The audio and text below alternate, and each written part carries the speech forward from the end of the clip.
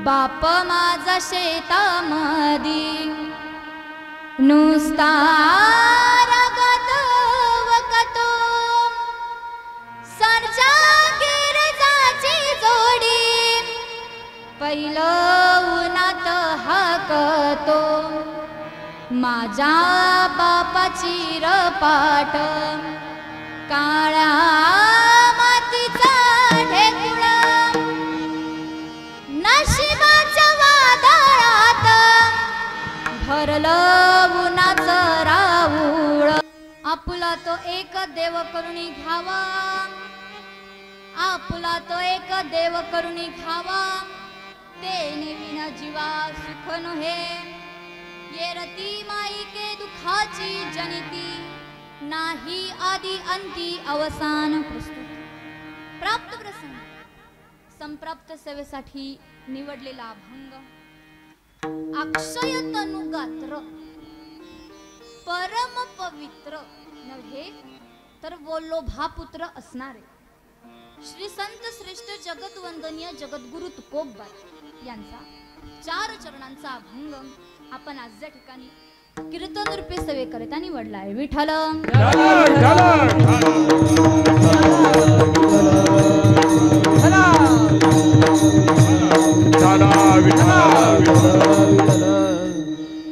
कीर्तनाला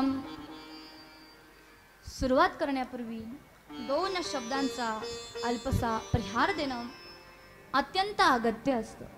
तर आज या ठिकाणी वैकुंठवासी सोपान एकनाथ मुरकुटे यांच्या प्रथम पुण्यस्मरणाच्या निमित्ताने खऱ्या अर्थाने या भव्य दिव्य अशा कीर्तनाचं आयोजन करण्यात आलेलं आहे आणि ज्यांच्या माध्यमातून ही कीर्तन रूपी सेवा माझ्या वाटेला आली ते म्हणजे माझ्यावर अगदी स्वतःच्या मुली समान प्रेम करणारे हरिभक्त पारायण, ज्यांचा उत्तम अशी साऊंड सिस्टीम ज्यांची आहे, असे हरिभक्त पारायण दिनेश महाराज घाडगे या ठिकाणी आहेत. तुमचे मनपूर्वक आभार मानते. त्याचप्रमाणे गायनाला उत्तम अशी साथ जे देतात आमचे लाडके मामा हरिभक्त पारायण विश्वनाथ महाराज या ठिकाणी आहेत. तुमचेही मनपूर्वक आभार मानते. त्याचप्रमाणे सिंथ वादनाला नव्हे तर गायनाला उत्तम अशी साथ जे देताय आमचे ज्येष्ठ बंधू हरिभक्त पारायण लखन महाराज यादव या ठिकाणी आहेत. तुमचेही मनपूर्वक आभार मानते. सुंदर अशी मृदुंगाची साथ जे देताय हरिभक्त पारायण आमचे ज्येष्ठ बंधू सांगळे महाराज या ठिकाणी आहेत. तुमचेही मनपूर्वक आभार मानते. त्याचप्रमाणे उत्तम असं मृदुंग वादन जो आपला दादा करतोय, दादाचेही मनपूर्वक आभार मानते. त्याचप्रमाणे आज या ठिकाणी महाराष्ट्रातलं एक नामवंत चॅनल नव्हे तर आपल्या नाशिक जिल्ह्याचं वैभव असं मराठी कीर्तन सेवा चॅनल या ठिकाणी उपस्थित आहे. तुमचेही मनपूर्वक आभार मानते. आमचे निखिल दादा आहेत, त्यांचे या ठिकाणी आभार मानते. अतिशय भव्य दिव्य असं नियोजन खऱ्या अर्थाने या ठिकाणी करण्यात आलेलं आहे. आपल्या मथुराबाई आजी असतील, आत्माराम काका असतील, हनुमंत काका असतील, संतोष काका असतील, आशाबाई आपल्या आजी असतील, समस्त परिवार या ठिकाणी उपस्थित आहे. समस्त परिवारात या ठिकाणी मी आभार मानते. मातृवर्ग आहे, पितृवर्ग आहे, सगळ्यांचे या ठिकाणी आभार मानते. विठ्ठल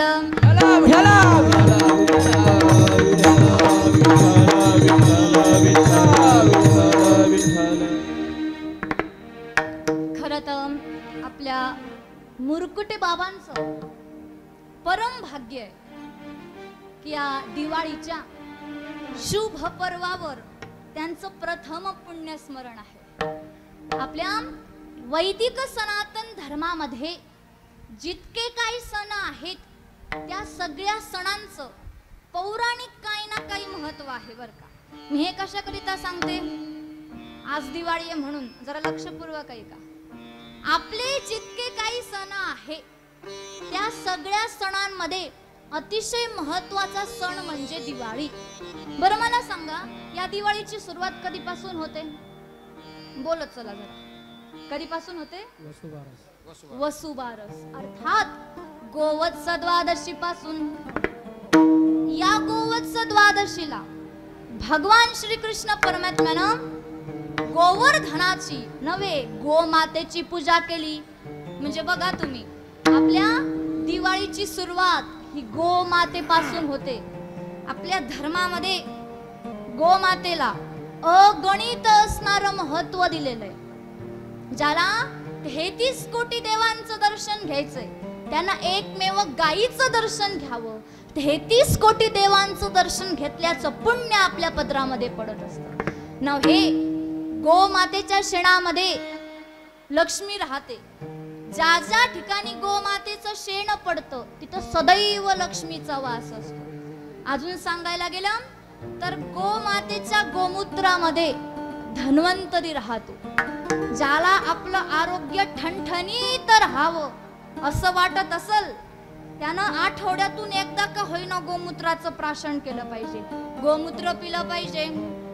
तात्पर्यार्थ आपल्या धर्मशास्त्रामध्ये गोमातेला अगणित असणारं महत्व दिलेलं आहे. आणि या गोमातेपासूनच आपल्या दिवाळीची सुरुवात होते. वसुबारसला आपण गाई वासराची पूजा करतो ना. त्या दिवशी आपण म्हणतो बघा, दिन दिन दिवाळी, गाई म्हशी ओवाळी. गाई म्हशी कोणाच्या?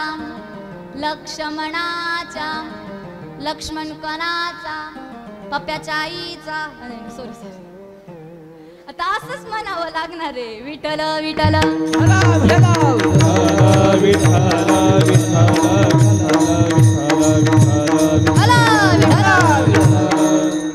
बरं. वसुबारस नंतर धनत्रयोदशी. या धनत्रयोदशीच्या दिवशी आपल्या धर्मशास्त्रामध्ये जे काही आयुर्वेदाची देवता आहे धन्वंतरी, या धन्वंतरीची पूजा धनत्रयोदशीच्या दिवशी केली जाते.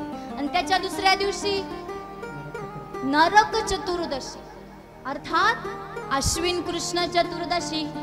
बरं, चतुर्दशीच का बरं? कर आहे शो एकादशी. त्याच्यानंतर गोवत्स द्वादशी, त्याच्यानंतर धनत्रयोदशी आणि त्याच्यानंतर नरक चतुर्दशी अर्थात या 14व्या दिवशी भगवान श्रीकृष्ण परमात्म्यानं सत्यभामेच्या हातून नरकासुराचा वध केला म्हणून त्याला नरक चतुर्दशी असं म्हणतात.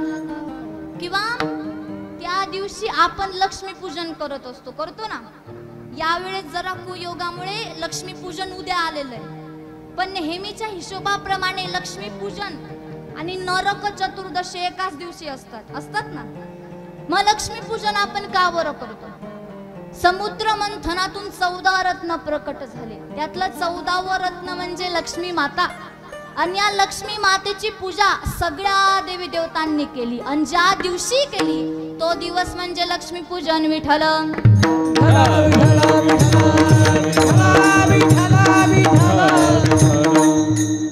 इथे मातृवर्ग आहे, पितृवर्ग आहे. सगळ्यांना एक सांगणं आहे बरं का माझं.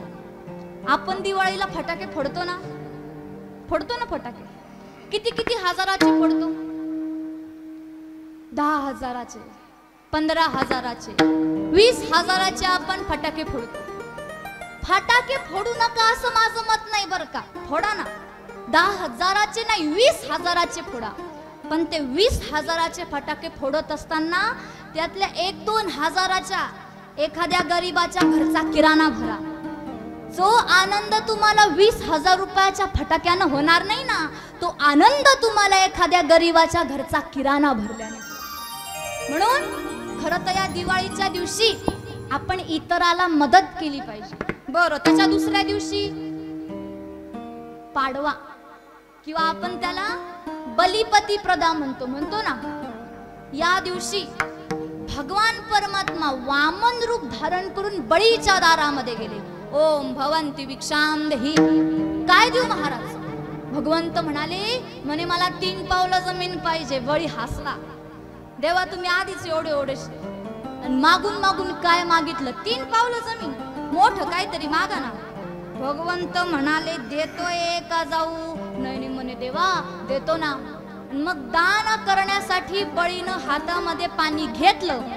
एवढ्याच शुक्राचार्यांनी अडवलं, अरे वेड्या तुला काही कळतंय का? तुझ्याकडे जो दान मागायला आलेला तो अखिल विश्व ब्रह्मांडाचा नायक आदि नारायण परमात्मा आहे. तुझ्याकडे कपटाने आलेला आहे, तुझी संपत्ती त्याला हिरावून घ्यायची. देव माझ्याकडे आलेला आहे. हे शब्द ऐकल्यावर बळीचा कंठ दाटून आला. तो म्हणाला म्हणे हा जर खरंच देव आहे ना आणि माझ्याकडे जर दान मागायला आलेला आहे तर मला सांगा माझ्यापेक्षा श्रेष्ठ राजा या जगात कोणी असेल का? आणि माता बळीनं हातामध्ये पाणी घेतलं. एवढ्यात भगवंताने स्वतःच्या शरीराची उंची वाढवली. 2 पावलामध्ये अख्खं ब्रह्मांड व्यापलं आणि 3रं पाऊल बळीच्या मस्तकावर ठेवलं. तुका म्हणे बळी जीव दिला पायांतळी, जीव दिला पायांतळी, जीव दिला पायांतळी. तुका म्हणे बळी जीव दिला पायांतळी, जीव दिला पायांतळी, जीव दिला पायांतळी. तुका म्हणे बळी जीव दिला पायांतळी, जीव दिला पायांतळी, जीव दिला पायांतळी, जीव दिला पायांतळी, जीव दिला पायांतळी. तुका म्हणे बळी जीव दिला पायांतळी, जीव दिला पायांतळी, जीव दिला पायांतळी, जीव दिला पायांतळी, जीव दिला पायांतळी.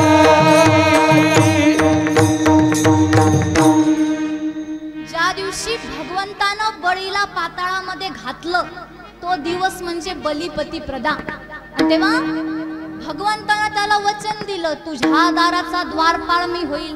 द्वारपाळ बळी द्वारी झाला. मग दुसऱ्या दिवशी बोलत चला जरा. बलिपती प्रदेच्या दुसऱ्या दिवशी भाऊबीज. या भाऊबीजचे 2 कारण शास्त्रामध्ये आलेले. त्यातलं सगळ्यात पहिलं कारण म्हणजे ज्या वेळेस भगवंतानं बळीला पाताळामध्ये घातलं आणि देव आणि भगवंत त्याच्या दाराचा द्वारपाळ झाला त्यावेळेस लक्ष्मी माता या भाऊबीजच्या दिवशी बळीकडे गेली आणि त्याला म्हणू लागली म्हणे या जगामध्ये मी अनेक भाऊ पाहिले पण तुझ्यासारखा भाऊ या जगामध्ये शोधून सापडणार नाही, म्हणून तू मला बहीण म्हणून स्वीकार. तेव्हा तिनं बळीला ओवाळलं आणि त्याच्या बदल्यात भगवंताला मागितलं. हे झालं पहिलं कारण. आणि दुसरं कारण म्हणजे एकदा भगवान यम राजांची बहीण यमुना ही भगवान यमांकडे गेली. पण तेव्हा भगवान यम काही कारणास्तव 3 दिवसासाठी बाहेर गेले. तेव्हा त्यांची बहीण यमुना व्याकुळ झाली, रडू लागली. बघा ना कोणासाठी रडते ती? भावासाठी रडते, भावाच्या प्रॉपर्टीसाठी नाही. या जगामध्ये काही काही बहिणी अशा आहेत की जे भावाच्या प्रॉपर्टीवर नजर ठेवतात ना. ते पहा ना काय काही मानाखाली घातल्यात. बरोबर बोलते ना मी महिला मंडळ. विचार करण्यासारखी गोष्ट आहे हो. खरं तर भाऊ बहिणीचं प्रेम या जगाच्या पलीकडचं प्रेम आहे. लक्षात ठेवा दादाओ, तुमच्या आई वडिलांनंतर तुमच्यावर आई वडिलांसारखं प्रेम करणारी जी व्यक्ती का ती व्यक्ती म्हणजे तुमची बहीण आहे. यमुना ही आपल्या भावासाठी रडते. त्यावेळेस 3ऱ्या दिवशी म्हणजे भाऊबीजच्या दिवशी भगवान यम परतले आणि त्यांनी स्वतःला आपल्या बहिणीकडून ओवाळून घेतलं. ओवाळून झाल्यावर यमुनेनं आपल्या भावाकडून एक वचन घेतलं. काय वचन घेतलं? म्हणे दादा आजच्या दिवशी जो जो भाऊ स्वतःला आपल्या बहिणीकडून ओवाळून घेईल त्याच्याकडे तू दृष्टी सुद्धा टाकायची नाही, असं वचन तिनं मागून घेतलं. म्हणून सगळ्या भावांना हात जोडून कळकळीची विनंती आहे.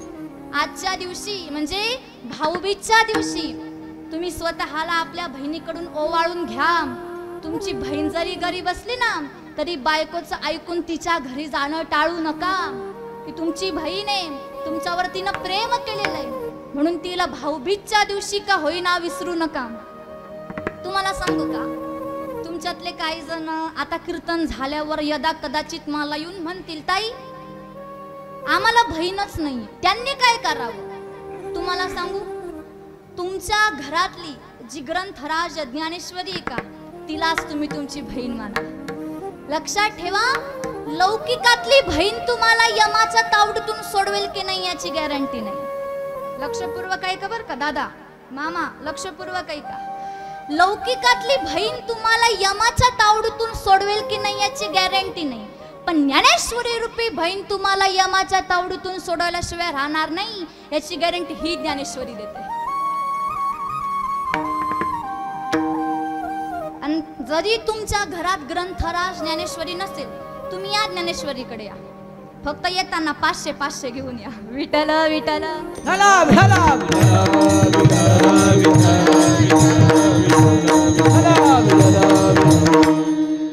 म्हणून खरं तर आपल्या बाबांचं फार मोठं भाग्य आहे की या दिवाळीच्या शुभ पर्वावर त्यांचं प्रथम पुण्यस्मरण आहे. आणि सगळ्या हिंदूंना सांगणं आहे माझं बरं का, हात जोडून कळकळीची विनंती, दिवाळीची खरेदी अशा लोकांकडून करा की जे तुमच्यामुळे दिवाळी साजरी करू शकते. म्हणून आपण दिवाळीचा आनंदोत्सव या ठिकाणी साजरा करतोय. विठ्ठल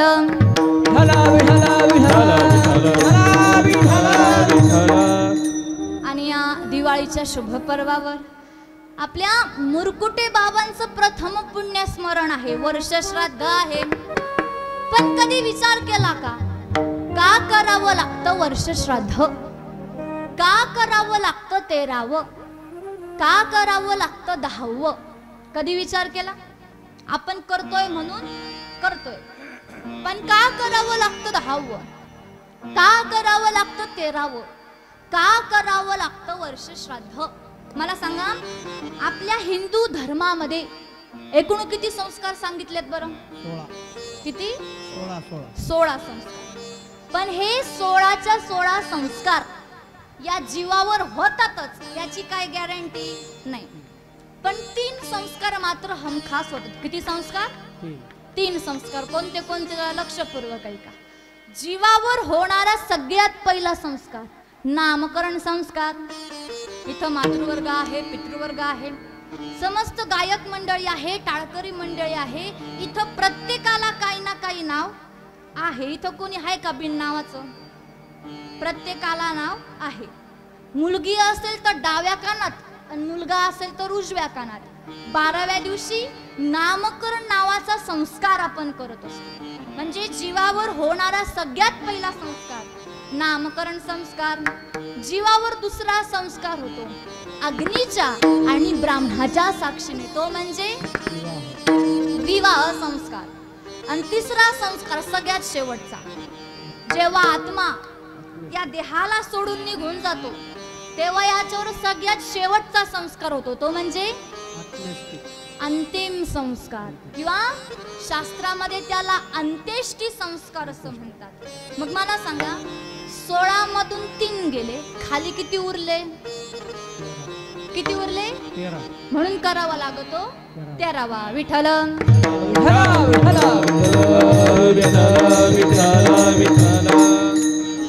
अजून एक कारण सांगते, लक्षपूर्वक ऐका. मला सांगा, तुमच्याकडे जीव खडा ठेवतात का? जीव खडा, जीव खडा कळतो ना तुम्हाला? बोलत चला ना जरा. तुम्हाला माझी भाषा कळते ना? पुढचे भाषा कळते ना? बोला ना. मग मला सांगा, तुम्हाला जीव खडा कळतं ना? जीव खडा म्हणजे काय? विसाव्याचा दगड. काय म्हणतात त्याला? किंवा शास्त्रामध्ये त्याला अजून एक नाव आहे, अश्मा. काय नाव आहे? अश्मा. मग हा जो काही विसाव्याचा दगड आहे का, तो एका कोऱ्या कापड्यामध्ये बांधायचा आणि 13 दिवस आपल्या घरामध्ये अखंड दिवस ठेवतात ना. मग त्या अग्नीच्या साक्षीने हा जीव खडा ठेवायचा असतो. मग या 13 दिवसांमध्ये त्या अग्नीच्या साक्षीने या जीवावर 13 संस्कार होतात. किती संस्कार होतात? 13. त्या अग्नीच्या साक्षीने या 13 दिवसांमध्ये या जीवावर 13 संस्कार होतात.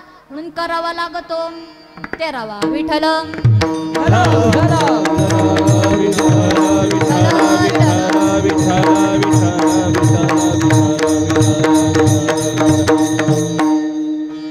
एकदा का या जीवाचा 13वा झाला की तो सर्वांच्या ऋणातून तो काय होतो? मुक्त होतो.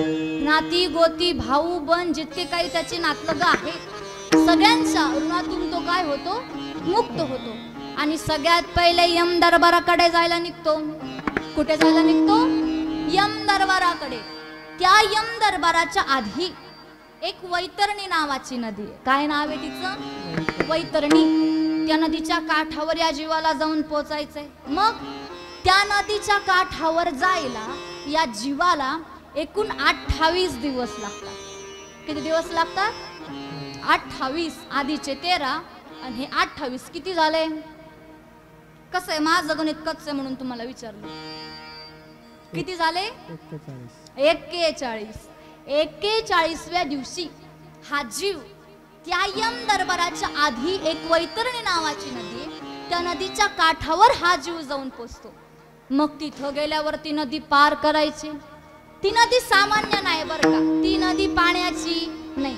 श्रीमद भागवतामध्ये वर्णन आहे 28 प्रकारच्या नरकांची घाण जिच्यात वाहते ती ही वैतरणी नदी आहे. आणि मग अशी नदी या जीवाला पार करायची. मग ती नदी पार करायला तिथं एक गोमाता उभी आहे. तिचं नाव आहे कामधेनू. काय नाव आहे तिचं?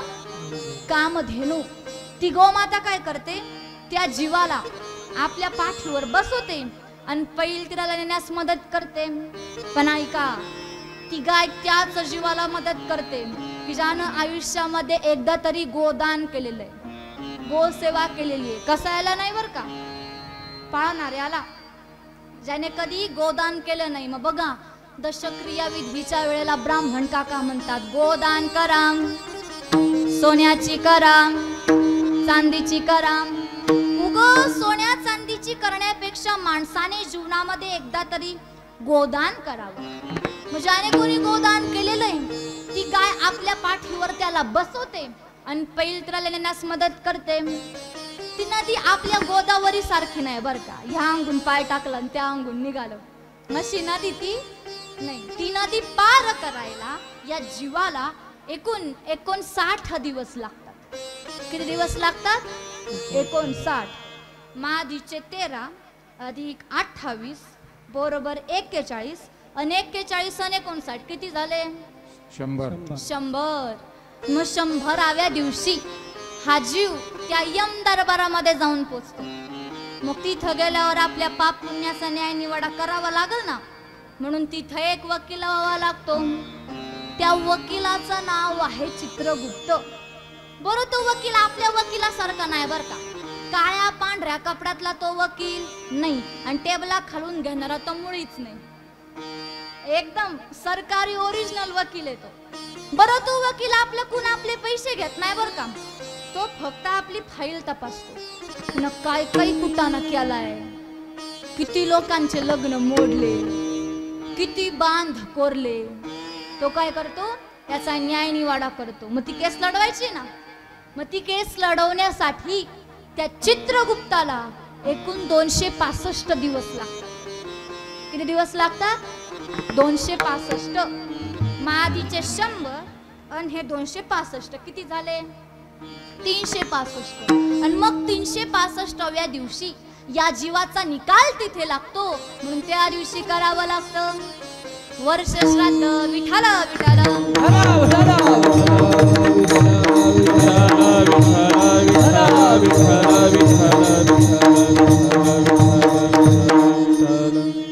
वर्ष श्राद्धाला शास्त्रामध्ये अजून एक नाव आहे, माहिती का कोणाला?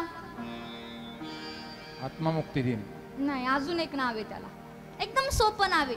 आता मी बोलता बोलता 2दा-3दा ते नाव घेतलं सुद्धा. पुण्यस्मरण. पुण्यस्मरण. काय नाव आहे? पुण्यस्मरण. पुण्यस्मरण. पुण्यस्मरण का बरं म्हणतात? याला पण शास्त्र आहे बर का. शास्त्रामध्ये वर्णन आहे त्या जीवानं आयुष्यभर केलेलं पुण्य आणि त्यानं या मृत्यू लोकामध्ये निर्माण करून ठेवलेली संतती. संपत्ती नाही बर का, संपत्ती नाही, संतती. या संततीनं एका वर्षभरामध्ये केलेलं पुण्य आणि त्या जीवानं आयुष्यभर केलेलं पुण्य, या दोघं पुण्याची बेरीज ज्या दिवशी होते का त्या दिवशी करावं लागतं पुण्यस्मरण. विठ्ठल.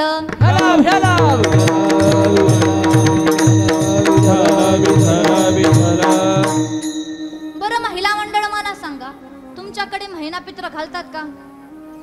महिन्याचे पित्र घालतात ना? का बरं घालतात? बोला ना जरा, का बरं घालतात? घालतात म्हणून आम्हाला त्याच्या मागचं कारणच माहित नाही. त्याचं कारण सांगते, लक्षपूर्वक ऐका. आपली बघा कशी वेळ ठरलेली असते. सकाळी 7-8 वाजता चहा लागतो ना, परत 10-12 वाजता जेवण लागतं, परत 4-5 वाजता पुन्हा एकदा चहा लागतो, परत रात्री 9-10 वाजता जेवण लागतं ना. आपली कशी वेळ ठरलेली आहे, तशी त्या पितरांची वेळ ठरलेली असते. मग त्या तिथीनुसार आपण लोक जेव घातले की वरती त्यांचं पोट भरत असतं, आणि लोक जेव नाही घातले तर वर त्यांना उपाशी राहावं लागतं. तुम्ही म्हणाल ताई असं कुठं असतं का? त्यांच्या नावाने आपण खाली लोक जेव घालायचे आणि वरती त्यांचं पोट भरायचं, असं कुठं असतं का? तुम्हाला एक चालतं बोलतं उदाहरण देऊ का? चालतं बोलतं. मोबाईल प्रत्येकाकडे आहे ना. आता मोबाईल शिवाय माणूस आहे का? आहे प्रत्येकाकडे मोबाईल. त्याच्यामध्ये विविध प्रकारचे ऍप्लिकेशन्स आहे. व्हॉट्सअप आहे, फेसबुक आहे, इंस्टाग्राम आहे, ट्विटर आहे, टेलिग्राम आहे. तसंच गुगल पे किंवा फोन पे नावाचं ऍप्लिकेशन आहे, ते ओपन करा आणि त्यात एक नंबर टाका, 9021-785-706, आणि त्याच्यावर फक्त 21,000 सेंड करा. लगेच माझ्या अकाउंटला जमा होतात. जसं तुम्ही तिकडून पैसे टाकले आणि माझ्या अकाउंटला जमा झाले, तसं त्यांच्या नावाने आपण खाली लोक जेव घातले की वरती त्यांचं पोट भरत असतं, आणि लोक जेव नाही घातले तर वर त्यांना उपाशी राहावं लागतं. यासाठी पण माझ्याकडे पुरावा आहे बरं का. महाभारतातलं एक फेमस कॅरेक्टर, फेमस पात्र महारथी कर्ण. कर्णासारखा दानी नाही आणि कर्णासारखा योद्धा नाही. त्यानं आपल्या स्वतःच्या शरीराचा त्याग केला आणि चित्रगुप्ताकडे गेला. बरोबर महिन्याच्या तिथीनुसार त्याला भूक लागली. चित्रगुप्ताला म्हणाला, मला काहीतरी खायला दे. चित्रगुप्त म्हणाला, हे बघ, तुझ्या नावाने खाली कोणी अन्न दान केलं नाही आणि तू कधी दान केलं नाही. बरं कोण म्हणला? कोणाला म्हणला? काय म्हणला? तू कधी दान केलं नाही. कर्ण म्हणला, बाबा तुझ्या गोळ्या बेळ्या संपल्या की काय म्हणे? मृत्यू लोकात जाऊन विचार. दान म्हटलं की सगळ्यात पहिले नाव कर्णाचं येतं, आणि तू म्हणतो कधी दान केलं नाही. चित्रगुप्त म्हणाला, आवाज खाली, आवाज खाली. आपण वकील आहे म्हणे, आपल्याकडे तुझे सगळे कागदपत्र आहे, तू काय काय कुटाणा केलाय मला सगळं माहिती म्हणे. तू कधी दान केलं नाही म्हणजे तू कधी अन्नदान केलं नाही. कर्ण काय करायचा, त्याच्याकडे समजा कोणी अन्नदान मागायला आलो, तो दान करीत नव्हता, तर या पहिल्या बोटाने युधिष्ठिराचं घर दाखवायचा, तू याच्याकडे जा म्हणजे तुला अन्न मिळेल. चित्रगुप्त म्हणाला, कर्णा तू कधी अन्नदान केलं नाही, पण तुझ्या या पहिल्या बोटाने अन्नदान करणाऱ्याचं घर दाखवलं, म्हणून तू एक काम कर, हे बोटच तोंडात धर. आता विचार करण्यासारखी गोष्ट आहे. कर्णासारख्याला जर स्वतःचं बोट तोंडात टाकून स्वतःची भूक भागवावी लागली तर आपली काय अवस्था होईल? आपण तर 7-7 दिवस फुकटच्या पंक्ती आणतो सप्त्याला, आपलं का होईल? कधीतरी याचाही विचार केला पाहिजे. विठ्ठल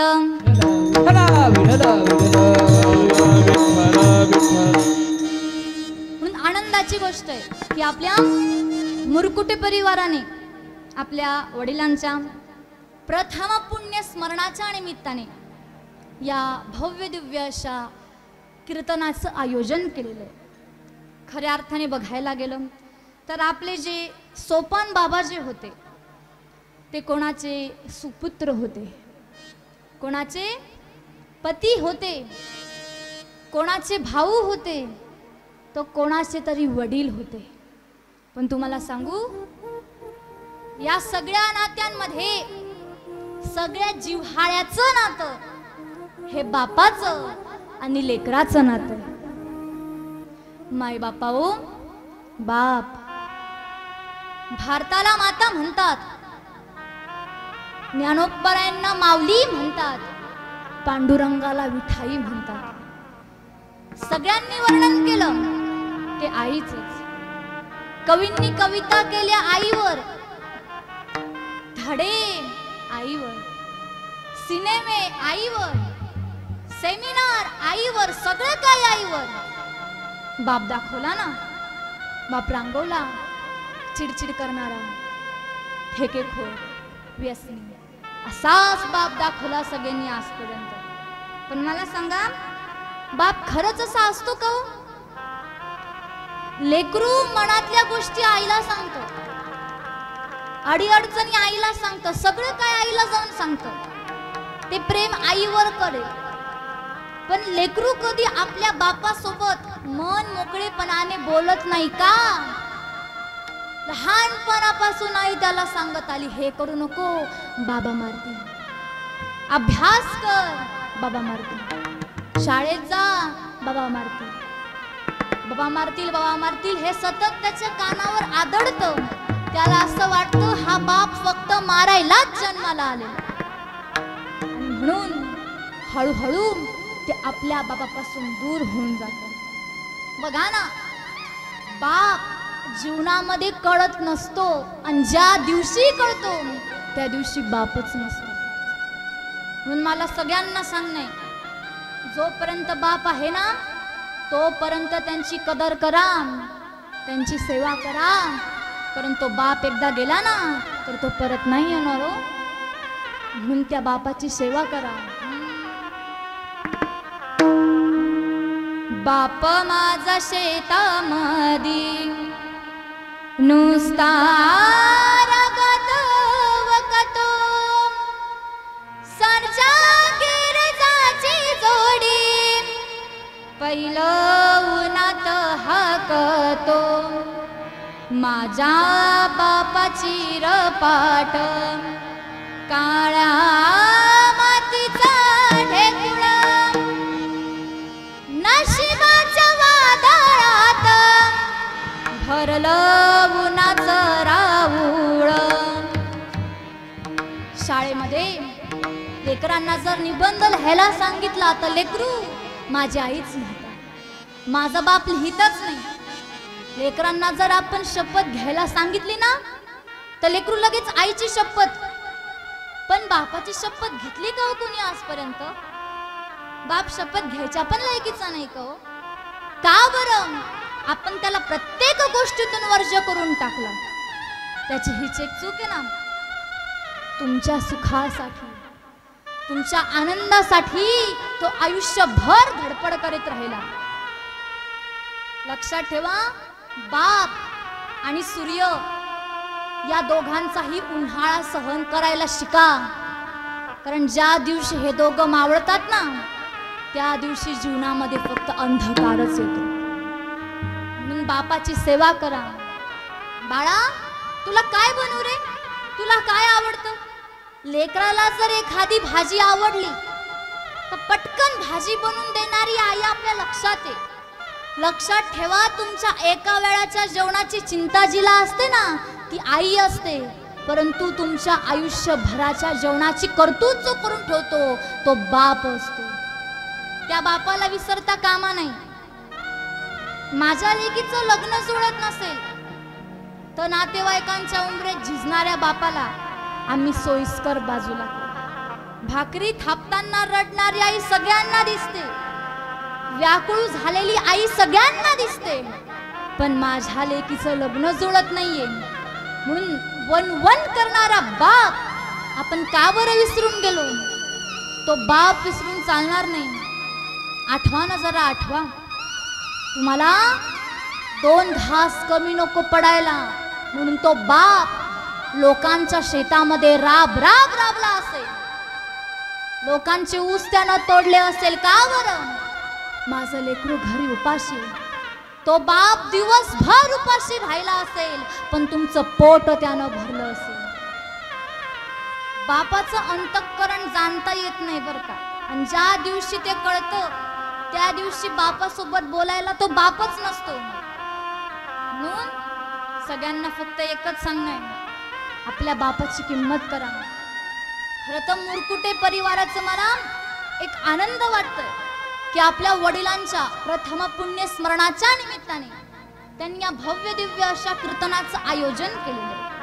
म्हणून पुन्हा एकदा समस्त मुरकुटे परिवाराचे या ठिकाणी आभार मानते आणि आपल्या भंगाकडे वळते. विठ्ठल विठ्ठल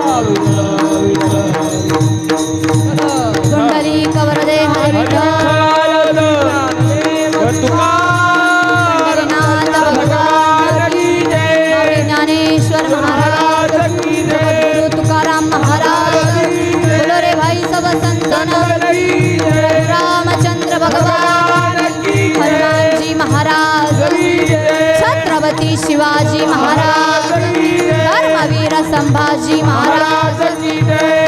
विठ्ठल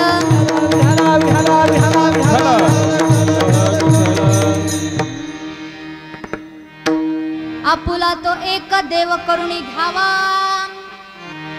आपुला तो एक देव करुणी घ्यावा, तेने विना जीवा सुख नोहे. ये रती माई के दुःखाची जनिती, नाही आदी अंती अवसान. आजच्या अभंगामध्ये जगद्वंदनीय जगद्गुरु श्री संत श्रेष्ठ तुकोबाराय आपल्याला उपदेश करतात. पण इथे जरा 3-4 प्रश्न उद्भवत आहे बर का. प्रश्न नंबर 1, उपदेश करण्याचा अधिकार तुकोबारायांना आहे का? नंबर 2, उपदेश करण्याचा अनुभव तुकोबारायांना आहे का? नंबर 3, तो उपदेश जीवानं ऐकावा का? आणि नंबर 4, उपदेशाच्या माध्यमातून जे साधन तुकोबारायांनी सांगितले ते साधन जीवाला करण्याजोगा आहे का? असे 3-4 प्रश्न या ठिकाणी उद्भवत आहे. लक्षपूर्वक ऐका. प्रश्न नंबर 1, उपदेश करण्याचा अधिकार तुकोबारायांना आहे का? हो आहे का? आहे. कारण परनिष्ठ सदत्वेन यद ज्ञानम प्रतीयते तस्यंत नामनासयै भक्त्या क्रियन्ते ते संतः. तुलसी करतल करतले करतल करना करे, जिस दिन करतल करतले उस दिन मरण भले. या ज्ञाने उपदेश करण्याचा अधिकार तुकोबारायांना आहे. नंबर 1. नंबर 2, उपदेश करण्याचा अनुभव तुकोबारायांना आहे का? हो आहे का? आहे. तुका म्हणेचा कोणी सांगे, माझा अनुभव आहे अंगे. अनुभव आले अंगात, देहा जगात येतले, तुका म्हणेचा कोणी सांगे, माझा अनुभव आहे अंगे. अनुभव आले अंगात, देहा जगात येतले, तुका म्हणेचा कोणी सांगे, माझा अनुभव आहे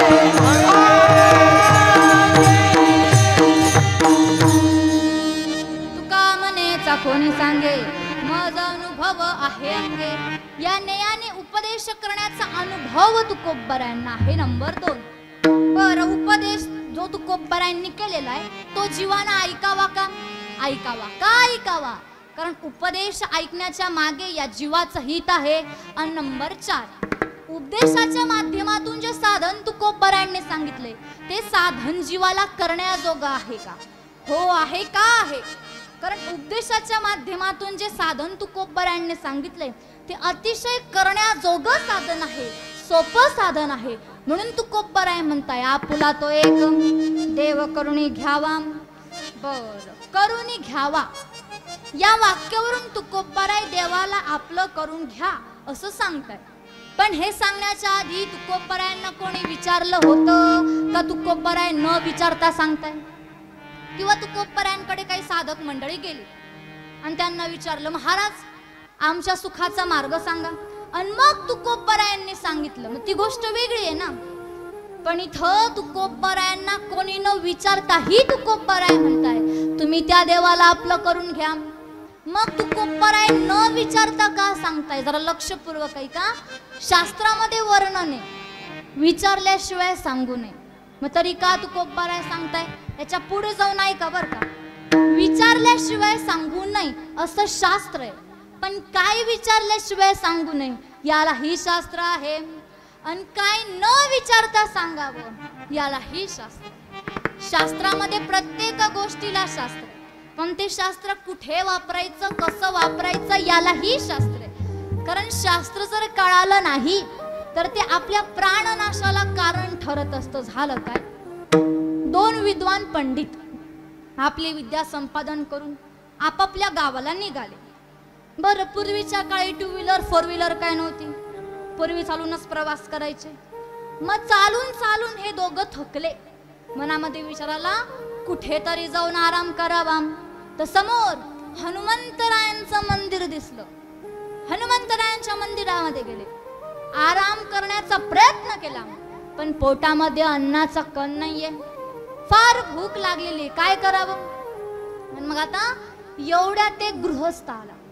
त्या गृहस्थाचा नियम आहे, आपल्या वावरातली म्हणा गावातली सगळी कामं आटोपली की हनुमंतरायांच्या मंदिरात जायचं, हनुमान चालीसा बजरंग बाण जे काही आहे ते म्हणायचं. आणि येताना कोणी साधक मंडळी दिसले त्यांना आपल्या घरी जेवायला घेऊन यायचं. महा नेहमीप्रमाणे हनुमंतरायांच्या मंदिरामध्ये गेला. त्याचा जो काही नित्य नियम आहे तो त्यांना आटोपला. आणि येत असताना याला हे दोन पंडित दिसले. त्यांच्याकडे आला, म्हणे महाराज तुम्ही पंडित दिसताय, तुम्हाला भूक लागलेली दिसते, चला म्हणे आपल्या घरी जेवायला. हे मनात म्हणाले चला बा, हनुमंतरायांनी आपल्यावर कृपा केली असा विचार करून ते त्याच्या घरी जेवायला गेले. बरं महिला मंडळ मला सांगा, दोन साधक मंडळी आपल्या घरी जेवायला येणार आहे, हे काय पूर्वनियोजित होतं का? बोलत चला जरा, हे काय पूर्वनियोजित होतं नाही. म्हणून त्या दिवशी योगायोगानं धपाटे बनवले होते. धपाटे, तुम्हाला धपाटे कळतात ना? धपाटे तुमच्याकडे काय म्हणतात त्याला? थालीपीठ म्हणता ना.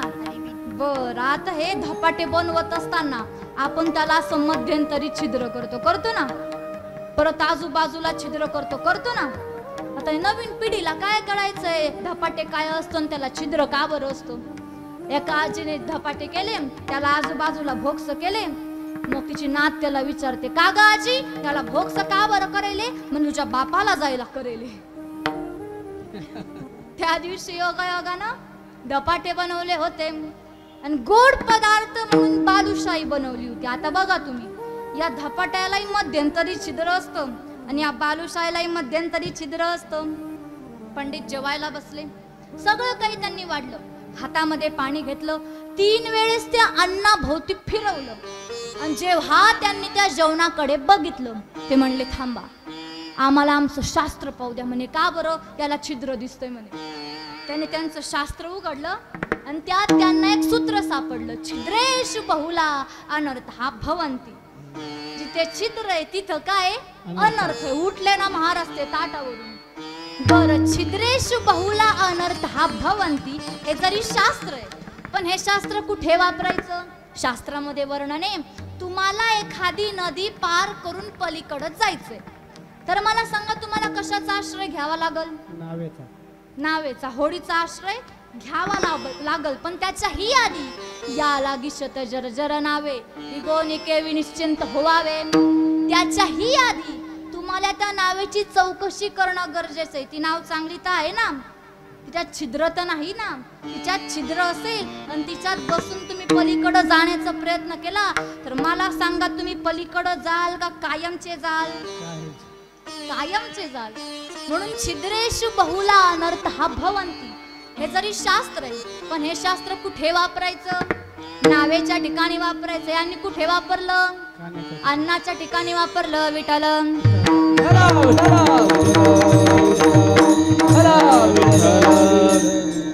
अशा लोकांसाठी ना शास्त्रामध्ये एक सूत्र आलेलं आहे बरं का, चंचू प्रवेशेन मुसल प्रवेशम. जिथं चमचा घालायचा का तिकडे लोक मुसळ घालून मोकळे होतात.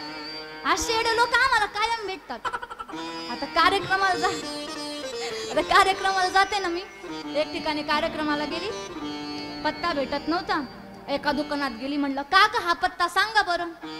तो म्हणला ताई एक काम करा, इथून तुम्हाला 4 रस्ते दिसतील, चौथ्या रस्त्यावर गेल्यावर तुम्हाला 4 बिल्डिंग दिसतील, चौथ्या बिल्डिंग मध्ये जा.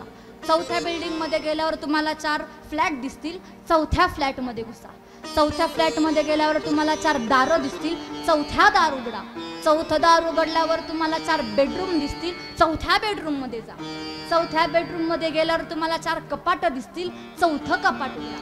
चौथं कपाट उघडल्यावर तुम्हाला 4 चाव्या दिसतील, चौथी चावी घ्या.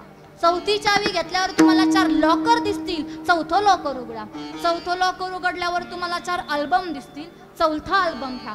त्या चौथ्या अल्बमला 4 फोटो आहे, ते चौथं फोटो बघा. त्या चौथ्या फोटोमध्ये 4 बाया आहे, ती चौथी बाई बघा. ती चौथी बाई माझी आई आहे. त्या आईची शपथ घेऊन सांगतो, हा पत्ता मला माहित नाही. मी म्हणते भाऊ महाराज, असे लोक पोत्यात घालून हाणले पाहिजे. असे लोक आम्हाला काय भेटतात. म्हणून छिद्रेषु बहुला अनर्थ हा भवंती हे जरी शास्त्र आहे, पण हे शास्त्र कुठे वापरायचं याला ही शास्त्र आहे. विठाल म्हणून विचारल्याशिवाय सांगू नये असं शास्त्र आहे, पण काय विचारल्याशिवाय सांगू नये याला ही शास्त्र आहे.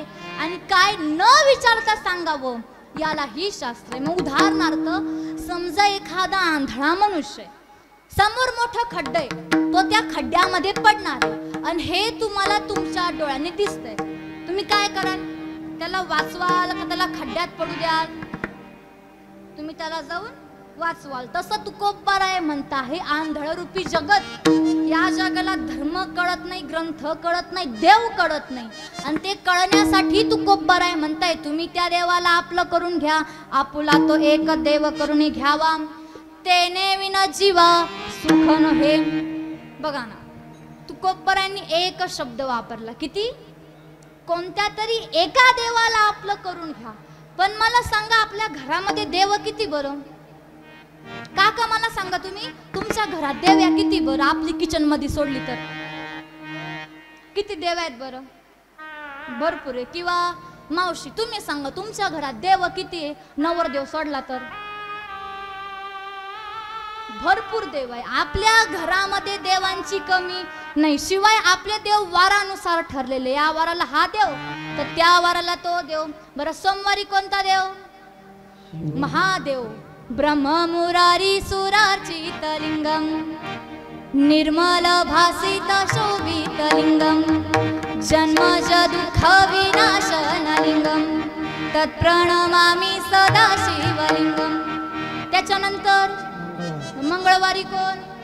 अनादि अंबिका भगवती, अनादि अंबिका भगवती, अनादि अंबिका भगवती, अनादि अंबिका भगवती. गोद परणी घेऊन हाती, गोद परणी घेऊन हाती, गोद परणी घेऊन हाती, गोद परणी घेऊन हाती. गोद ज्ञानाचा पालरती, गोद ज्ञानाचा गोद ज्ञानाचा पालरती, गोद ज्ञानाचा पालरती. उदा उदा भक्तनाथी, उदा उदा भक्तनाथी,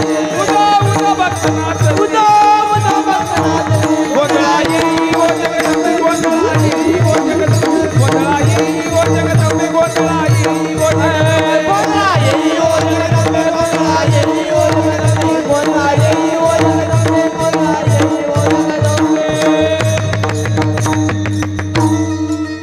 त्याच्यानंतर बुधवारी कोण?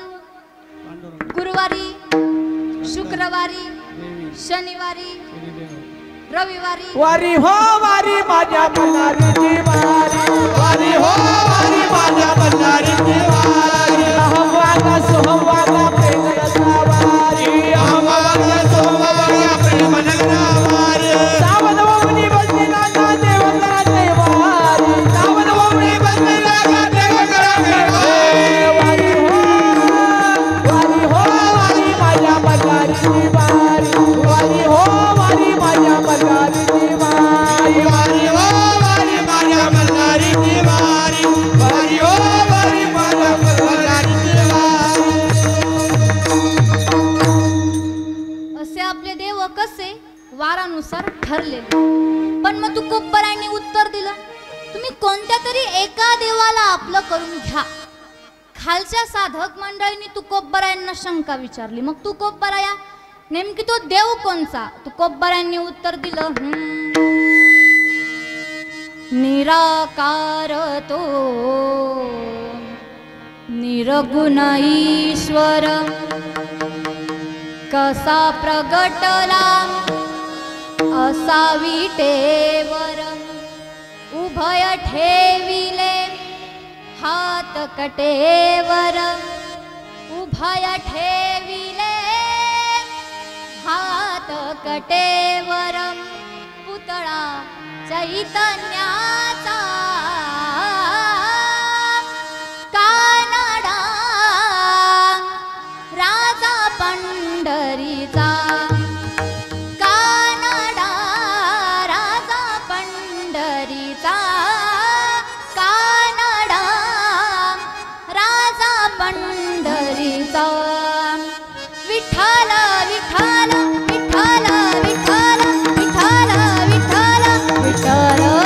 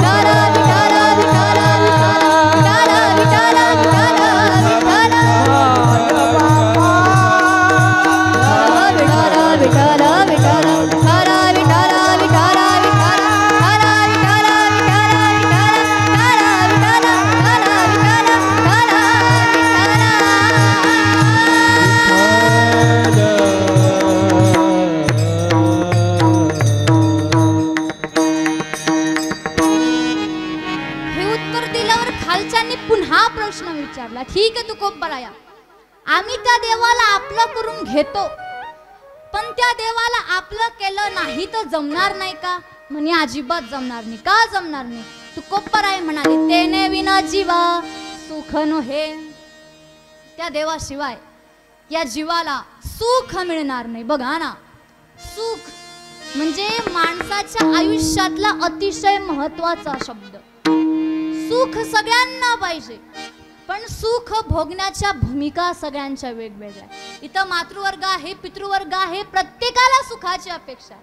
हे पण इथं महिला मंडळ बसले, यांनाही सुखाची अपेक्षा आहे. यांना सुख हवं असतं सुनेचं. पण सासाव मला खरंच सांगा, तुम्हाला खरंच सुनेचं सुख भेटलं का? हा, कारण कसं आहे, सासूला वाटतं सुनेनं माझ्या आज्ञेत राहावं, सुनेला वाटतं सासून माझ्या आज्ञेत राहावं. वाटतं की नाही सुनेला? एखादी सुनबाई दिसत नाही राव. हा हा, चला चला, तुम्हीच राखाडी सालीवाल्या, तुम्हीच खरं खरं सांगा. तुम्हाला वाटतं ना तुमच्या सासून तुमच्या आज्ञेत राहावं? खरं खरं सांगा, तुम्हाला पप्प्याच्या बापाची शपथ आहे. गंमत कशी आहे बघा. 1980 साली पोरी घाबरत होत्या की मला सुनबाई कशी भेटणार, मला सासूबाई कशी भेटणार. 1980 साली पोरी घाबरत होत्या की मला सासूबाई कशी भेटणार. आणि आता कशी भेटेल? आता सासूबाई घाबरती की मला सुनबाई कशी भेटणार. आणि वरून सुनबाई सासूला म्हणती, इथून तिथून पेरला लसून मी बसते गादीवरून, तुम्ही गा भांडे घालून. वरतून सुनबाई म्हणती. तात्पर्य अर्थ सुखाची अपेक्षा सर्वांनाच आहे. हे पण इथं गडी मंडळी बसले, पुरुष मंडळी, अहो यांनाही सुखाची अपेक्षा आहे. बायको झालं काय, देवानं एकदा एका माणसाची स्मरण शक्तीच काढून टाकली. आणि विचारलं, भाऊ काय आठवतंय का? तो म्हणला, आणि मग मला माझ्या बायकोचं नाव आठवतंय. देव म्हणला, याला आखा फॉर्मॅट केला तरी व्हायरस कसा राहिला. बघा ना गंमत काय.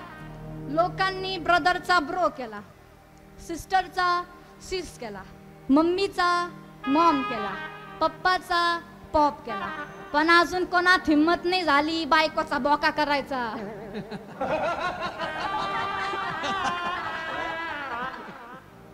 बरोबर आहे ना. सुखाची अपेक्षा सर्वांना आहे. हे गडी मंडळी बघा नाही, पुरुष मंडळी, यांच्या खिशामध्ये जेव्हा पाव तेव्हा कंगवा. दिसला आरसा फिरव कंगवा, दिसला आरसा फिरव कंगवा. अहो फिरू फिरू पारीकडलं सपाटून चाललं तरी यांचं सुख संपना. तात्पर्य अर्थ सुखाची अपेक्षा सर्वांना आहे. सुख भोगण्याच्या भूमिका सगळ्यांच्या वेगवेगळ्या. आपण धावतोय सुखाच्या मागे, पण पदरात काय येतंय? दुःख येतंय. म्हणून तुकोबराय म्हणतात, तुम्ही त्या देवाला आपलं करून घ्या, त्याने काय होईल? अभंगाच्या प्रथम चरणात आपुला तोई का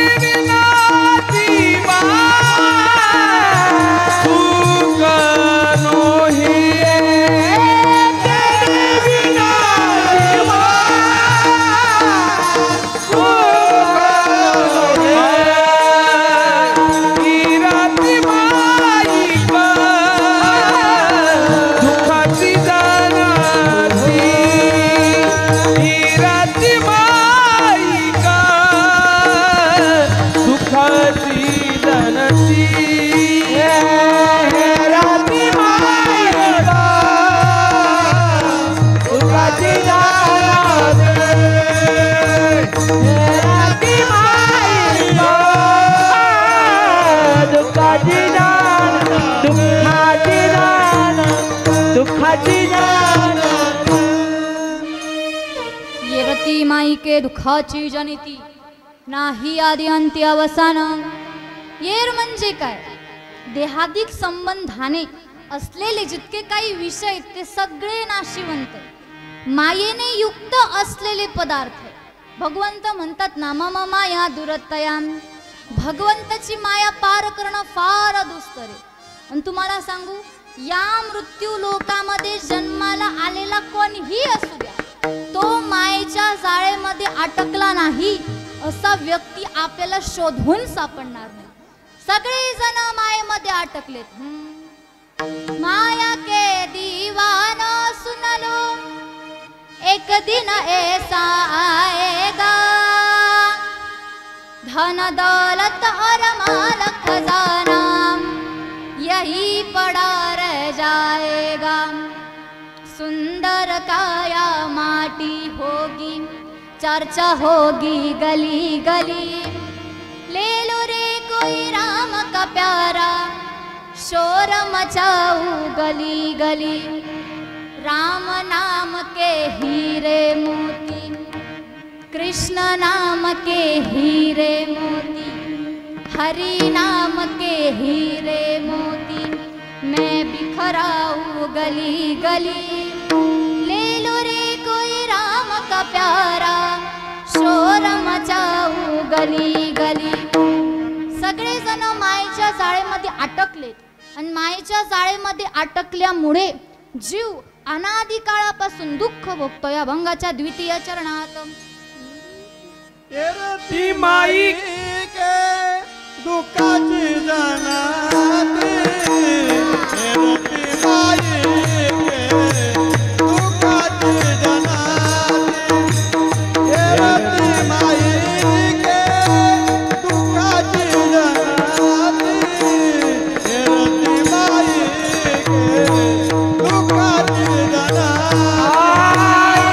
येरती माई की दुःखाची जाणती.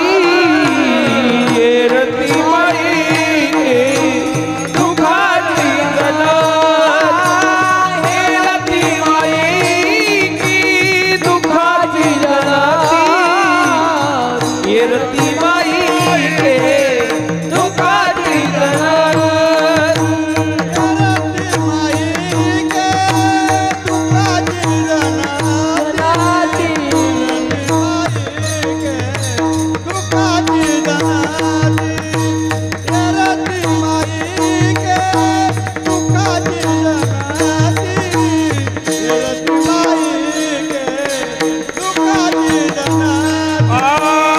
येरती माई दुःखाची जाणती. येरती माई के दुःखाची जाणती. येरती माई दुःखाची जाणती. येरती माई के दुःखाची जाणती.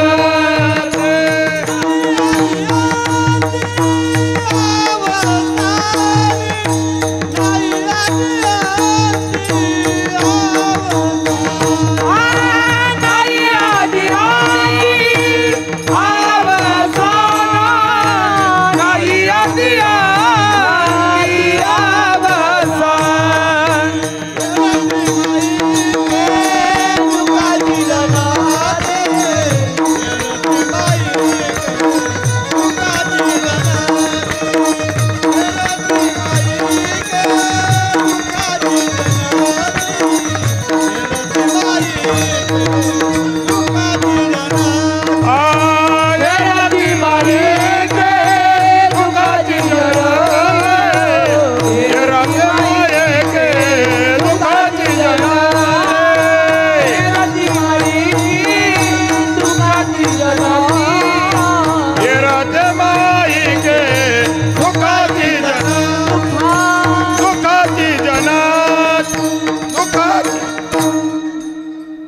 अविनाश करी आपुल्या आईसे, लावी मना पिसे गोविंदाचे. तुकोबराय म्हणले अविनाशी असणाऱ्या परमात्म्याच्या नावाचं पिसं तुम्ही तुमच्या मनाला लावून घ्या. पण खालच्या साधक मंडळींनी पुन्हा तुकोबरायांना शंका विचारली. तुकोबराया, आम्ही जर भगवंताच्या नावाचं पिस आमच्या मनाला लावून घेतलं नाही तर जमणार नाही का? म्हणे अजिबात जमणार नाही. का जमणार नाही? नाथ महाराज वर्णन करून सांगतात. हरी हे जरी नाही काल तरी दुसरा येईल. हे जरी नाही काल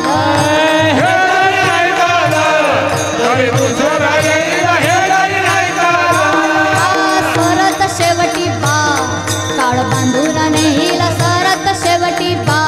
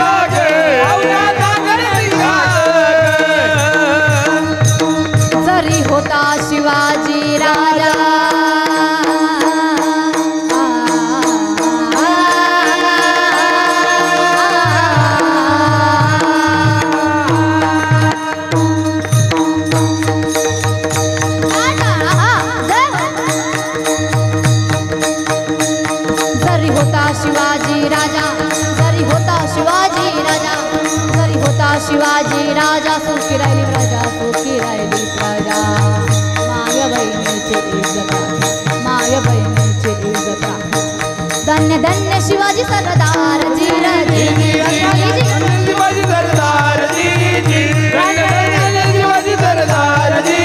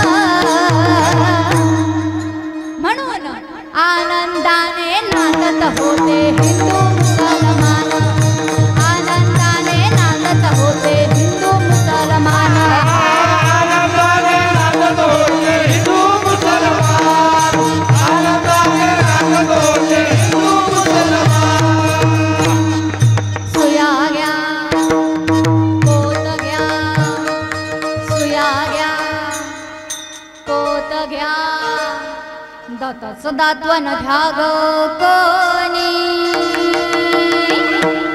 कुंकू घ्या कोणी काळा मनी कुंकू घ्या कोणी काळा मनी कुंकू घ्या कोणी काळा मनी कुंकू घ्या कोणी काळा मनी कुंकू घ्या कोणी काळा मनी कुंकू घ्या कोणी काळा मनी कुंकू घ्या कोणी काळा मनी कुंकू घ्या कोणी काळा मनी दाताच दातवन घ्या ग कोणी कुंकू घ्या कोणी काळा मनी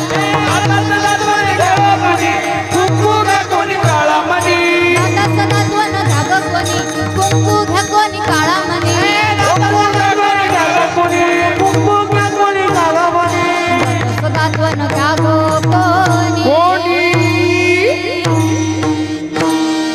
कुंकू घ्या कोणी काळा मनी कुंकू घ्या कोणी काळा मनी कुंकू घ्या कोणी काळा मनी कुंकू घ्या कोणी काळा मनी कुंकू घ्या कोणी काळा मनी कुंकू घ्या कोणी काळा मनी कुंकू घ्या कोणी काळा मनी कुंकू घ्या कोणी काळा मनी छत्रपती शिवाजी महाराज की जय धर्मवीर संभाजी महाराज की जय म्हणून तुकोबराय म्हणले अविनाशी असणाऱ्या परमात्म्याच्या नावाचं पिसं तुम्ही लावून घ्या त्याने काय होईल अभंगाच्या तृतीय चरणात अविनाशकारी आपुलिया से अविनाशकारी आपुलिया अविनाशकारी आपुलिया आयुचे अविनाशकारी आपुलिया आयुचे अभिमाना पीते गोविंदाचे अभिमाना पीते गोविंदाचे गोविंदाचे रती मालिका दुखाची जनात रती मालिका दुखाची जनात अभिमाना पीते गोविंदाचे अभिमानाचे गोविंदाचे गोविंदाचे रती मालिका दुखाची जनात रती मालिका दुखाची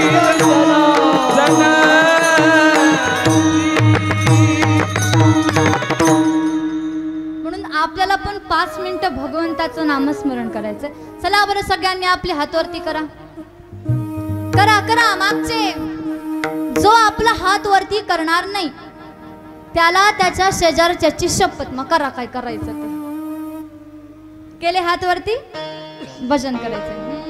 विठोबा रखुमाई विठोबा रखुमाई विठोबा रखुमाई विठोबा रखुमाई विठोबा रखुमाई विठोबा रखुमाई विठोबा रखुमाई तुका म्हणे काम मरण्याची सरे उत्तमाची उरे कीर्ती माके. जरा लक्षपूर्वक ऐका बरं काम. छत्रपती शिवाजी महाराजांच्या स्वराज्यामध्ये शिवाकाशीत नावाचा मावळा आहे. न्हावी समाजाचा आहे. काय सांगावं महाराज, हुबेहूब शिवाजी महाराजांसारखं खरीच नाही. छत्रपती शिवाजी महाराज एकदा पन्हाळ्याच्या जाळ्यामध्ये अटकले, सिद्धीच्या जाळ्यामध्ये अटकले. विचार केला इथून बाहेर निघावं तर मरणाला आलिंगन द्यावं, काय करावं विचार करू लागले.